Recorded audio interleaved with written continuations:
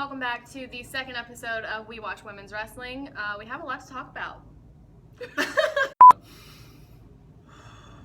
Hey guys, and welcome back to We Watch Women's Wrestling. I'm Damien. And I'm Brianna. And we are here to talk about some women's wrestling. FABULOUS.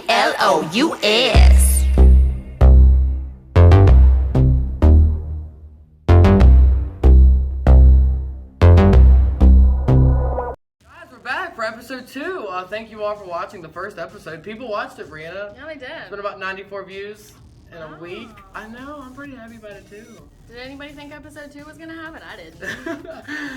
I didn't either.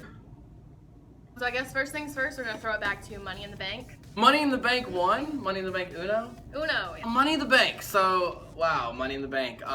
Really excited. Money in the Bank. Money in the Bank happened, when?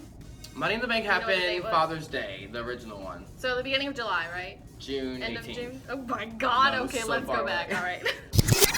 Money in the Bank happened back in June. It was a huge deal, women competing in a ladder match to win a Money in the Bank contract. It happened, everybody knows what happened, it was a big controversy. Controversy. And why was that such a controversy? Because, hello, first ever Money in the Bank women's ladder match. And we got this K-Fed wannabe. What does JBL Hobbit. call him? A turtle without a shell or something? Yeah, the internet went crazy, being that James Ellsworth handed Carmella the briefcase. Carmella won the Money in the Bank contract, but with the help of James Ellsworth, who is a man. A man. It's hard to tell sometimes, but he is. A man.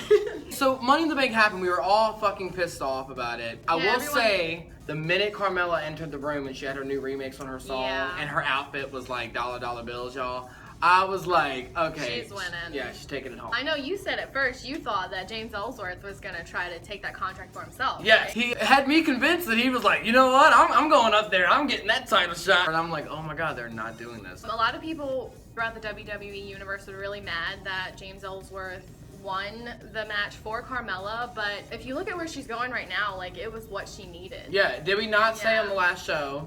We said it. We said it. You said it, not me. I said it. Yeah, I said there needed to be boos or there needed to be cheers in that briefcase, and you know that translates. She needed heat or she needed something. She's got a little leverage now, you might say. She gave that really good promo. Yeah, she did really well. I love how she like kept referencing all of the past winners.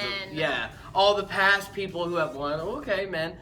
Because they all were men, sorry. The way they cheated in the storyline to get the briefcase, and I was like, okay, like, she kind of has a point. In retrospect, it's kind of cool because we did get another match, but like, God. The James Ellsworth interruption was a slap in the face, but we kind of liked it. We liked it. Let's move on to Money in the Bank, the sequel. Yeah, the Money in the Bank match, the sequel that was presented on SmackDown Live as the second main event in the week of main events. I think it was significantly hyped up as the first one because you're like, well, we're getting another one, another Money in the Bank women's match. At first, I couldn't honestly believe it. So, this match was way better. Yeah, we both kind of agreed that this match was better all around than the first match. Going into this match, some things were a little different. Like, James Ellsworth had been banned from the arena. Oh, yeah. Daniel Bryan. Yeah. Kicked him out.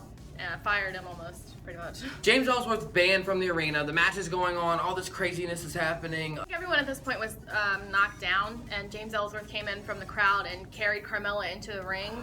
Yeah. And he started climbing the ladder, and then Becky took over from there and did that was the funniest part of the night. Becky got the ultimate revenge on James Ellsworth. Threw him off the ladder, and he hit his balls. Hit his balls. His great balls of fire were bursting all over the SmackDown arena.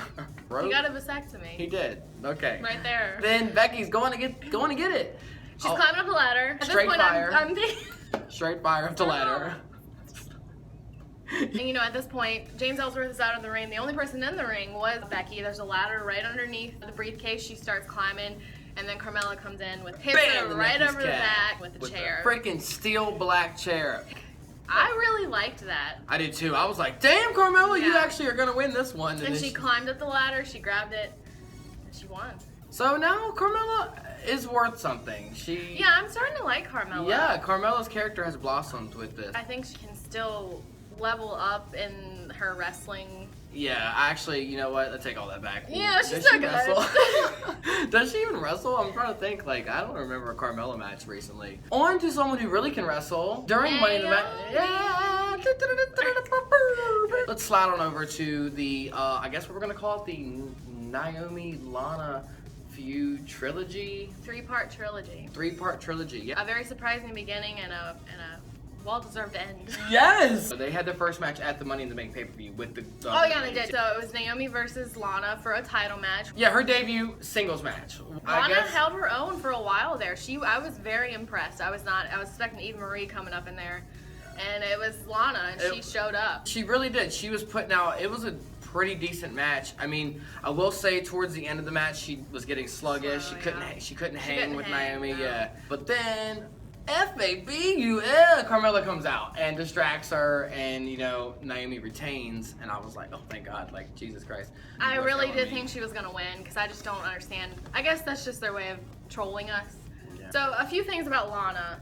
She's annoying because she just was screaming throughout the entire match. And it's just, that was we get that you're mean and you're supposed to be like hardcore. I know I was like dissing her looks like real harshly last time on the episode, so here's a second dosage of that, because straight up, man, she comes out there looking like a disco Martian. I like that she's sexier and she possibly is taking the Emelina character or whatever, but like, I don't know that outfit. I don't know, she's just like... I don't really think her outfit fits with the character she's trying to be. Yeah, it's too much. Yeah. It's like from the music. And she can't move around in that gown. Yeah, it's all over the place. Like it needs to. Is she a dancer? Is she a ball gown pageant queen? Like I don't even. Like a hardcore Russian gonna kick your ass. Yeah, like what is it? Stone Cold Steve Austin in his podcast recently said that Baby Daddy said they had basically killed her good character that she had. Also, we gotta talk about Naomi. She looked amazing as always. Oh my God. Hot mama. And at Money in the Bank, Naomi finally debuted the rainbow weave. Like so good. It was beautiful. All of a sudden, we get Money in the Bank the sequel. We also get Lana versus Naomi the sequel. The same following couple weeks on SmackDown. So then she has her second title match against Naomi. At this point, I wasn't really worried. Honestly, I knew Naomi was gonna retain and win, no problem. The second match between Lana and Naomi like rocked the look. She had that Lisa Frank, like it was cute, glittery, poppy.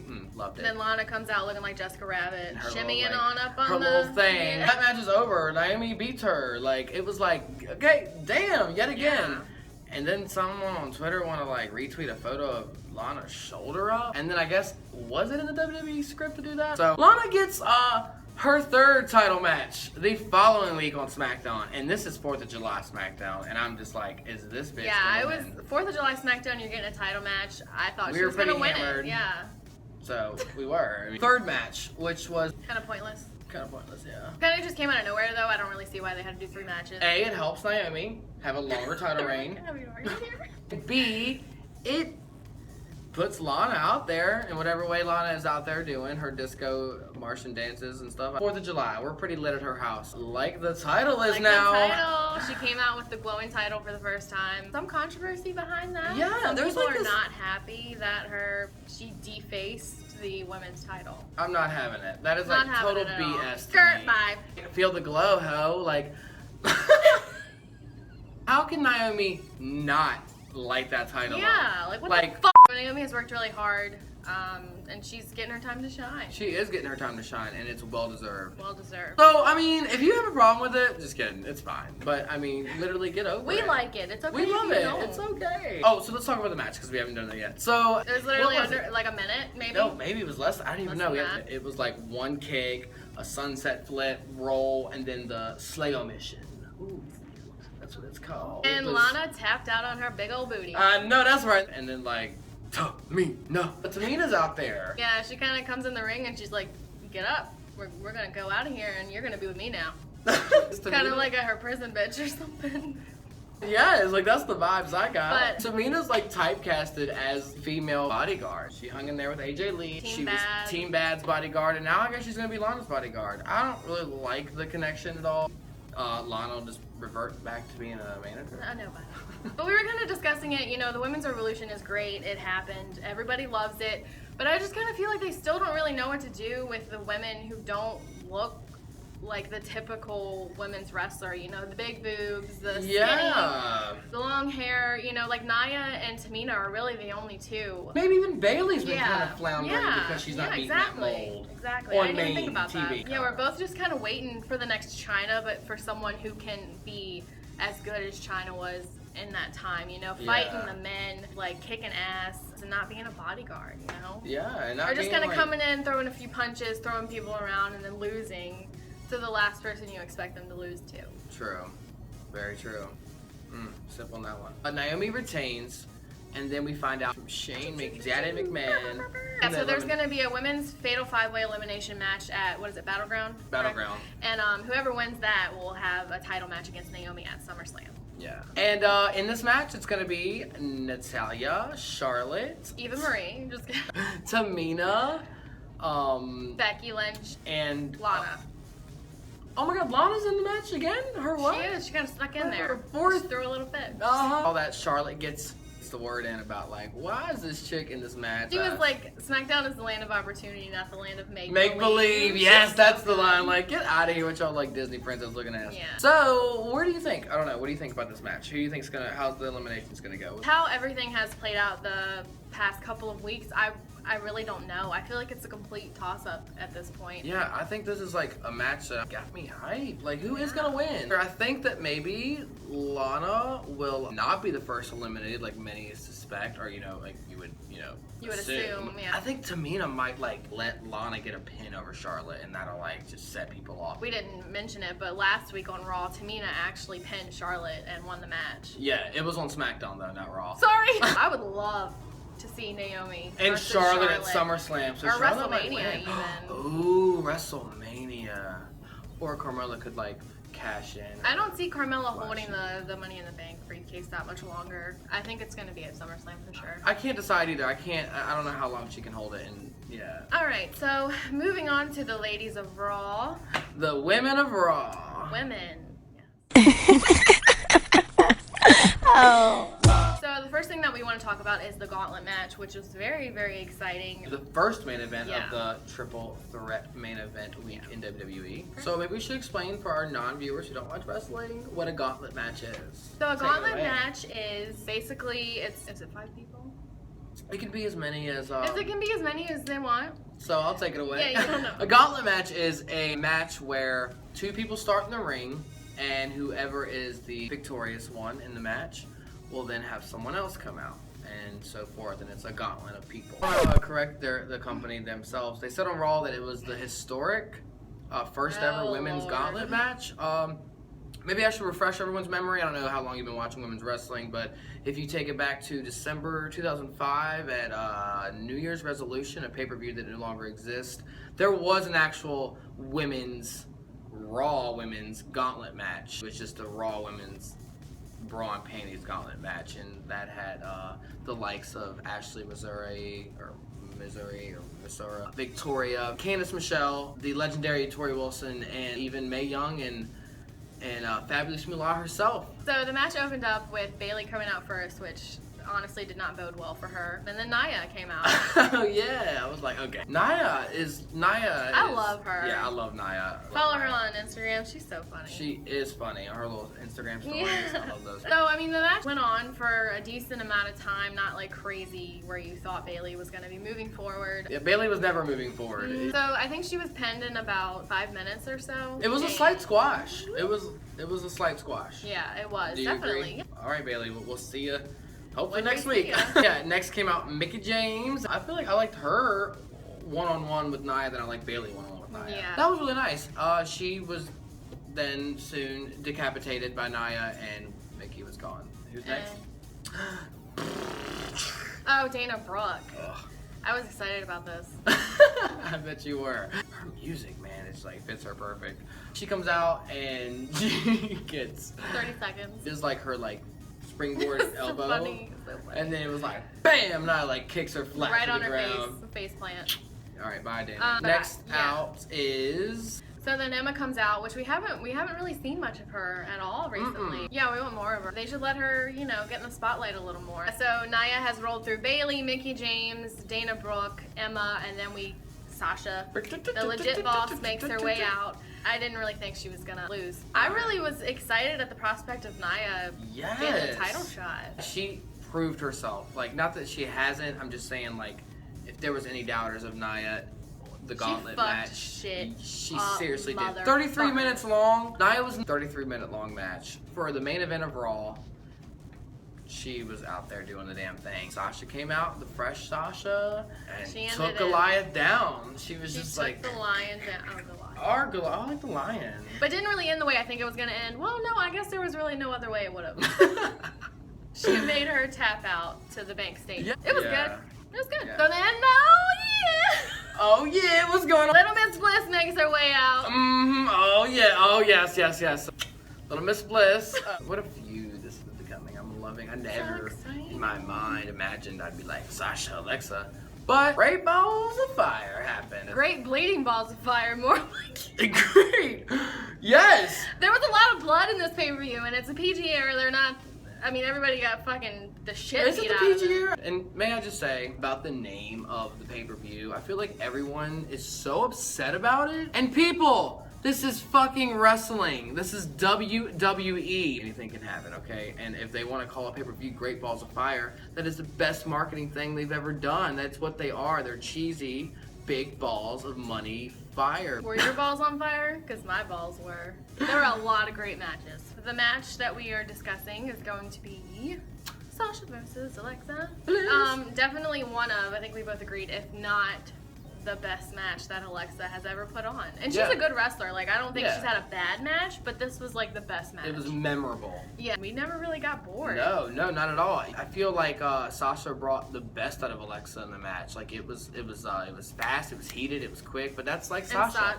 Sasha does that for everyone. She sells the moves so well. Like, there are so many times when I'm like, oh my god, her neck's broken. In the match, the sunset flip in the corner of the ring when she, like, Alexa ends up flipping her over for the pin, and damn, like, she, like, on her neck, and I'm like, oh my god. Bliss did her Twisted Bliss finisher off of the top turnbuckle, which she hasn't done in a while. Oh yeah, it was countered, right, by Sasha? Yeah, with the knees. She did the broken arm thing, which that was good. She's like, rat. Yeah. She's such a brat. Like, oh, she's gonna count herself out, and then match like ends on a count out. I guess Sasha wins on technicality, and so therefore she doesn't get the title. But Sasha ain't done. Sasha's ratchet. Don't let you forget it. She throws Alexa into the Titantron, like breaks that a little bit, and they start like, you know, scrapping on the announce table, and some more bleeding balls of fire, and there's Alexa Bliss with her lip busted open because Sasha from the top of the freaking announce table jumps down and is like, Ram does her diving double knee drop off of the announcer's table. It was great. I mean, that just solidifies how amazing this feud is gonna be. So where do we go from here?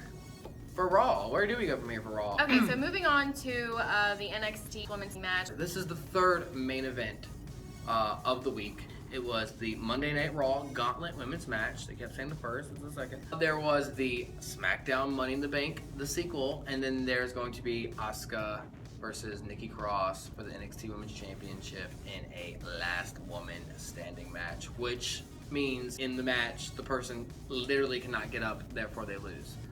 Personally, I think Asuka is savage. A1 performer, 100% every time. Sorry.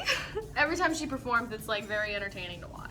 It is. From her hair to her gear, which is always a spectacle. She just is like a primetime wrestler to me, and I love her. There are trash cans, chairs, and possible broken necks. Oh my. And she took the trash out, literally. Like, it was like insane. Brutal. I was like, is this ECW or NXT? Piles of chairs with people being thrown onto them. Yeah. Oh my god, the kicks. Asuka's kicks. And it was like pop, pop, pop. Like, they're like taking them.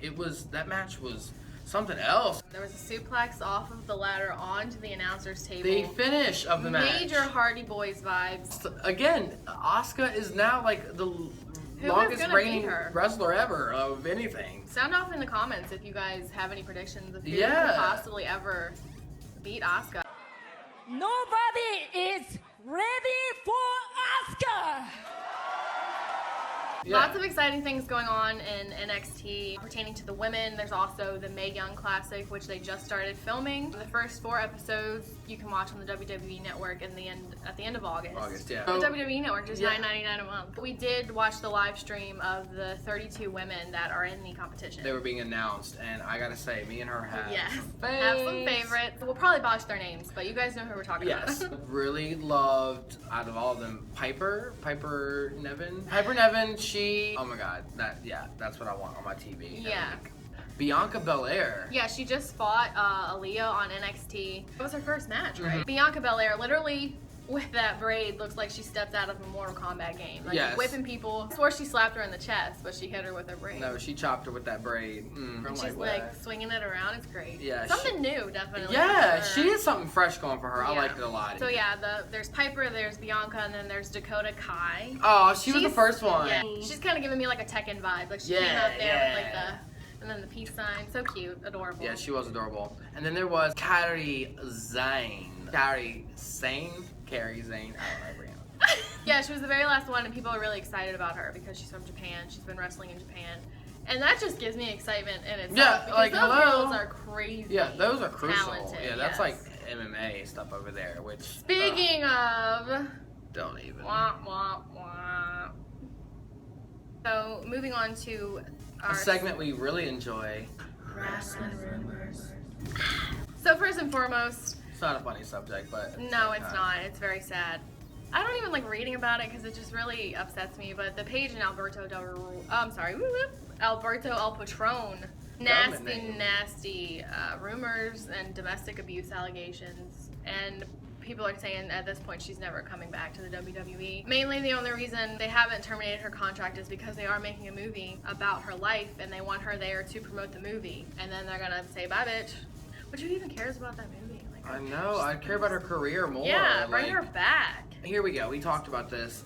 Yeah, a little background on the situation. Paige is a wrestler. She is dating and I guess is engaged and has been dating another wrestler by the name of Alberto Del Patron. Alberto now, El Patron. Paige got suspended, a while back through the WWE. 2 different times. 2 different times. Paige is 24. She's only a year younger than us. She's with this older man. I feel like Paige is like this young, naive chick who has like all this money and this career at her disposal, and she's like choosing love in a very bad situation. I think she came over here like the age of 13, like by herself to do this wrestling thing. She got discovered very, very young, and I mean, people can say what they want about the videos and the pictures that were leaked. Oh, the sex stuff, whatever. I don't care, but I do feel like that was a young girl being taken advantage of. Yeah, oh, absolutely. She was 18 when she Yeah. freaking won the Divas Championship. Okay, my opinion on it is that Alberto Del, whatever his name is probably a egotistical maniac wrestler prick who is And he probably was controlling Paige. Basically, there was an incident in the airport. Some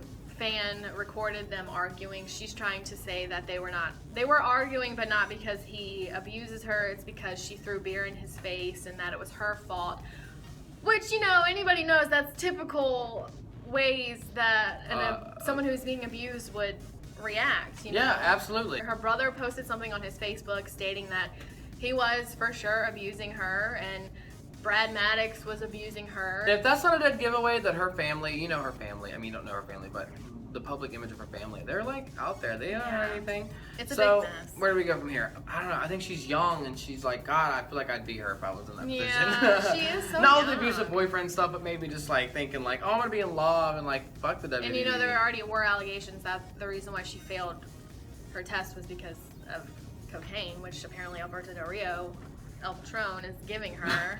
With a name like that, you better be giving me some cocaine. Will she return? I sure hope she fucking does, because I would love to hear her music come on. I know, Miss She was just Paige. such a breath of fresh air.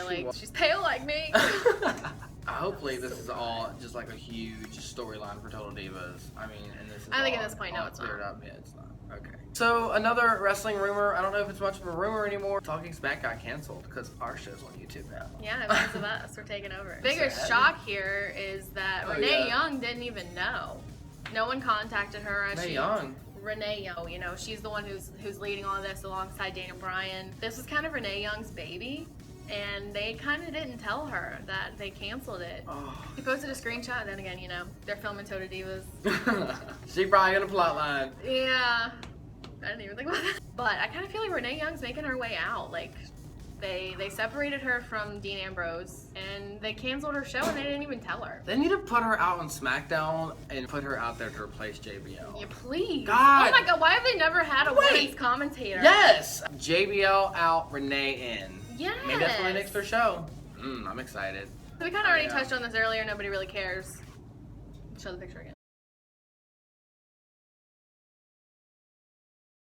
Alrighty guys, thank you for joining us here at We Watch Women's Wrestling. And you can follow us, the show of We Watch Women's Wrestling, at Instagram, We Watch Women's Wrestling. Lucky for me, I got that Instagram handle name, so you can follow it right there, and I'll be posting pictures of all my hot goddesses of the WWE and more updates and info of the show.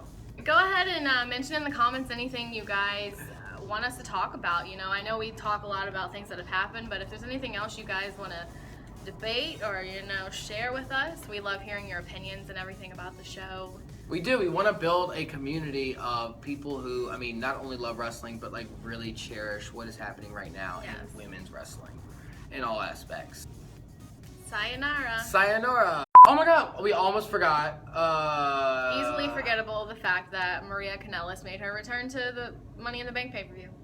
Yeah, now she's on SmackDown in a love triangle with Sami Zayn. Sami Zayn. It's so much more important. Watching wrestling as an adult is a lot different because you see the politics of it, and you get really upset when your favorite wrestlers aren't getting pushed for some reason, and it could be the way that they look, just because the fans don't like them. You know, a lot of different things. And like Brock Lesnar, he did steroids, and fuck, that pisses me off.